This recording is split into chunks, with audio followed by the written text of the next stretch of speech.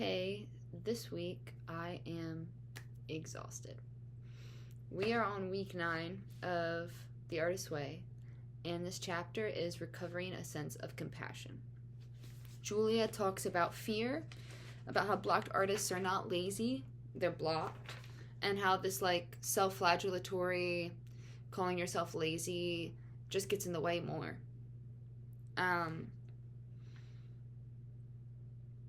Part of it she brings up is about fear of abandonment.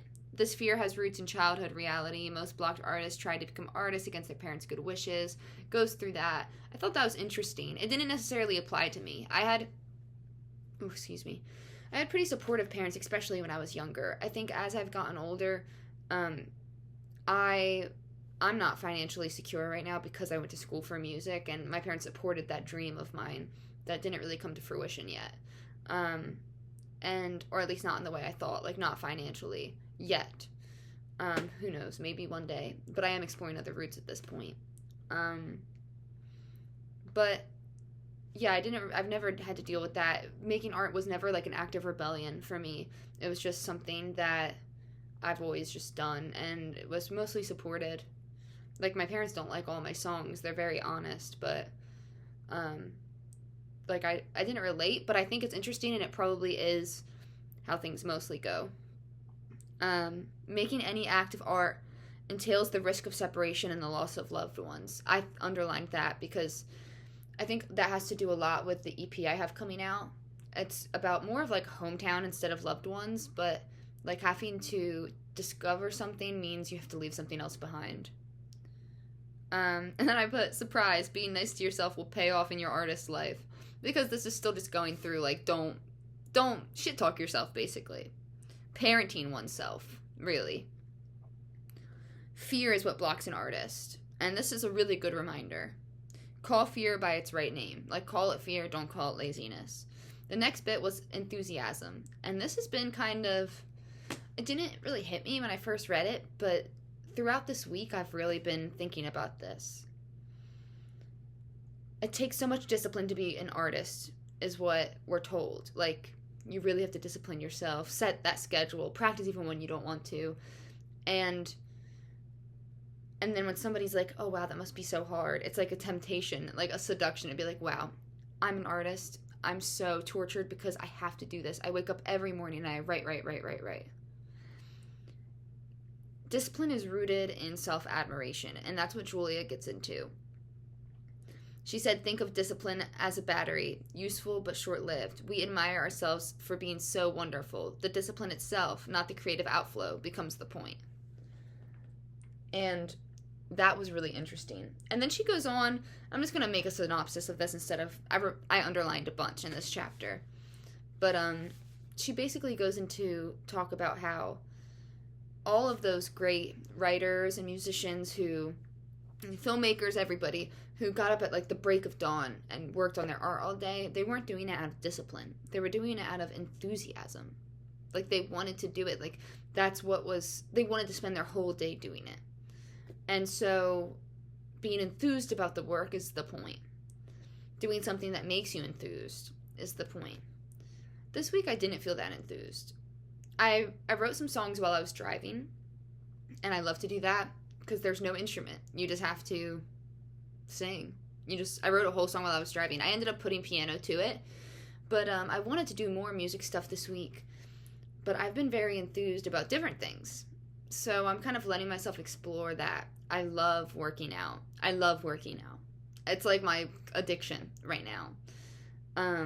There's something about it that helps me with my anxiety, as much as I always was against that idea as a kid. I'm still, obviously, every day I do something for my music, whether that's I've been making a music video, out of home videos and things, and I got a camera for the music video and the SD card, and figured out how that all works.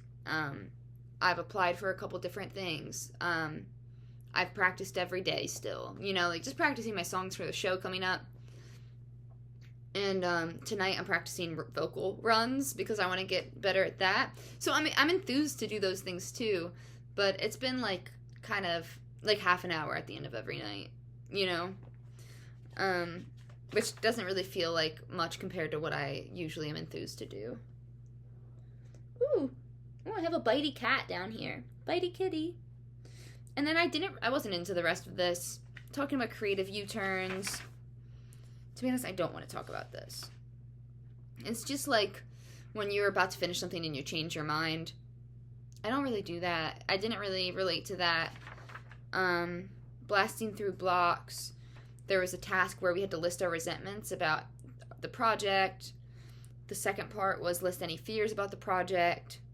And then ask yourself, is that all? And then ask what you stand to gain if you don't do it. And I'll actually read what I wrote for mine. And my sleepy time notification just went off. That's embarrassing. It's like 8:15.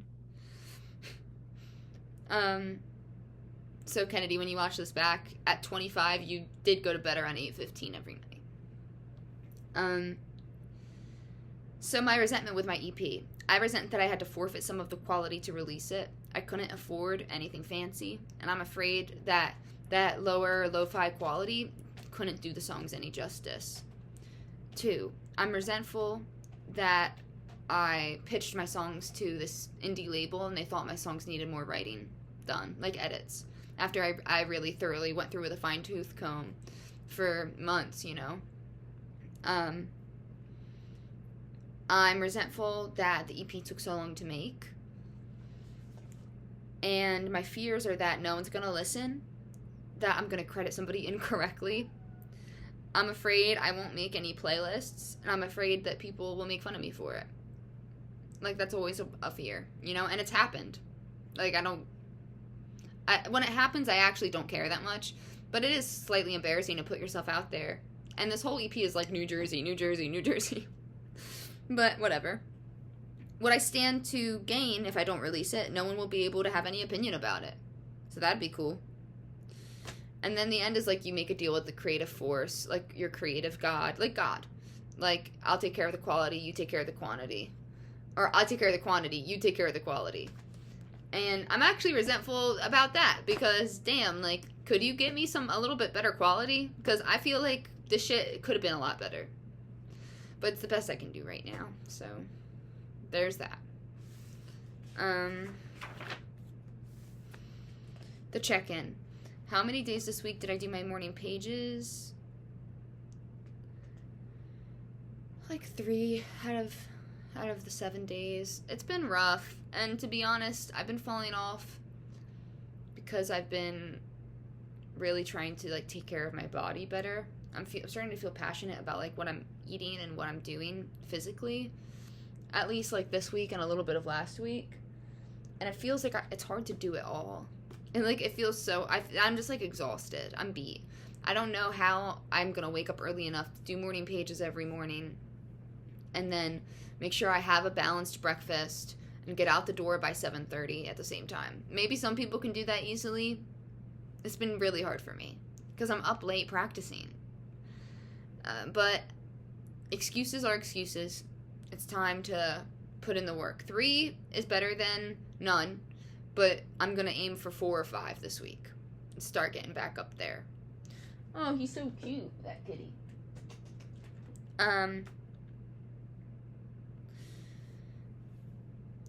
And I feel like I have been moving towards compassion instead of calling myself, like, lazy or anything.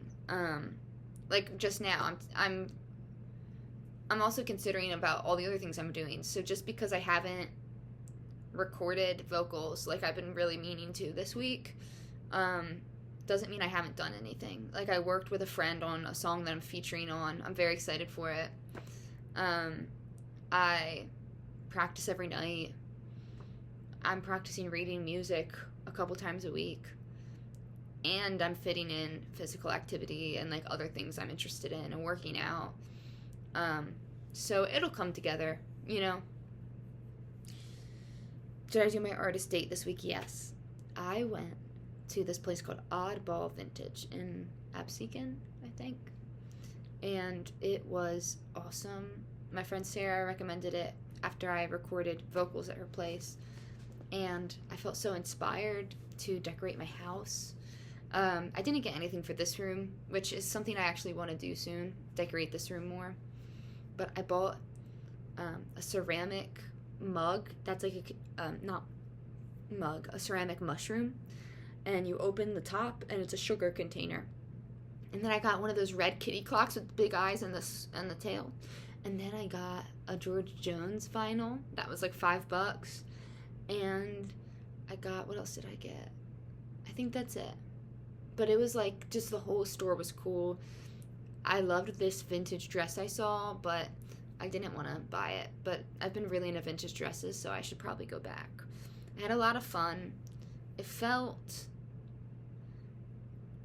I'm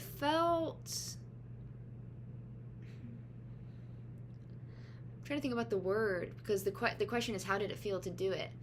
I guess it felt a little bit uncomfortable, but in a way that I liked. Like, I felt like I was very present. Synchronicity this week.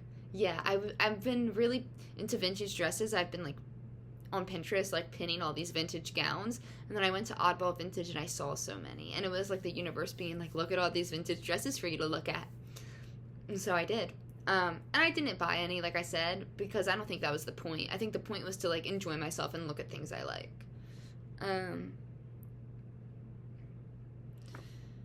Was there any other issues significant to my recovery? I want to say issues. I think it's just been a rough week. I'm feeling kind of low energy, and I just need to keep chugging. But next week is recovery and a sense of self-protection. It's week 10. And, I mean, we're almost done. So I just want to finish strong and really pull through. But I'll see you next week.